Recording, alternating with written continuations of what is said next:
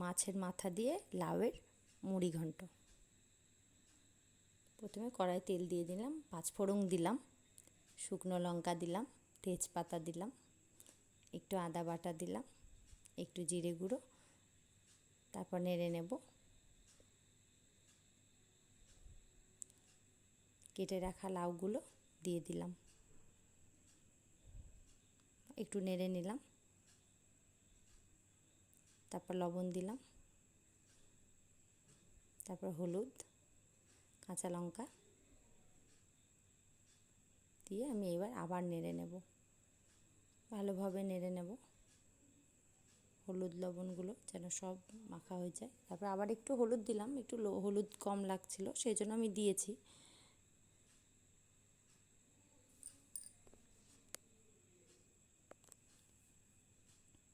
একটু উপর থেকে মুগের ডাল ছড়িয়ে দিলাম। মুগের ডাল দিলে অন্যরকম একটু স্বাদ আসে।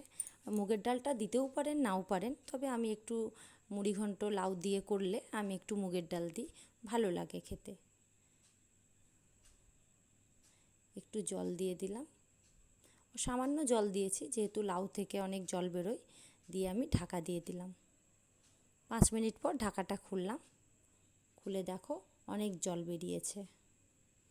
তারপর আমি মাছের মাথাটা দিয়ে দিলাম, যেহেতু একটু জল থাকতেই মাছের মাথাটা দিলাম, কারণ মাছের মাথাটা তাহলে ভালো সেদ্ধ হয়। তারপরে অল্প ছিল তাই আমি অর্ধেকটা মাথা দিয়েছি। কেউ যদি বেশি পরিমাণ রান্না করে তখন গোটা মাথা দিতে পারেন, যেরকম পরিমাণ থাকবে। তারপরে ভালোভাবে নেড়ে নিয়ে আমি আবার ঢাকা দিয়ে দিলাম। আবার 2-3 মিনিট পর ঢাকাটা খুলে দেখলাম হয়ে এসেছে, আর তবুও একটু জল আছে, একটু মিষ্টি দিতে হবে, তাই আমি চিনি দিয়ে দিলাম একটু। আপনারা যেরকম মিষ্টি খাবেন সেরকম মিষ্টি দিতে পারেন নিজেদের স্বাদ মতো। লাউয়ের তরকারিতে একটু মিষ্টি মিষ্টি ভালো লাগে, ওই জন্য আমি একটু 1 চামচ চিনি দিয়েছি। তারপর নেড়ে আবার ঢাকা দিয়ে দিলাম। আবার 1-2 মিনিট পরে আবার ঢাকাটা খুলে দেখলাম, দেখছি হয়ে গেছে আমার রান্নাটা, কিন্তু তবু একটু জল আছে। নেড়ে চেড়ে জলটা শুকিয়ে নেব।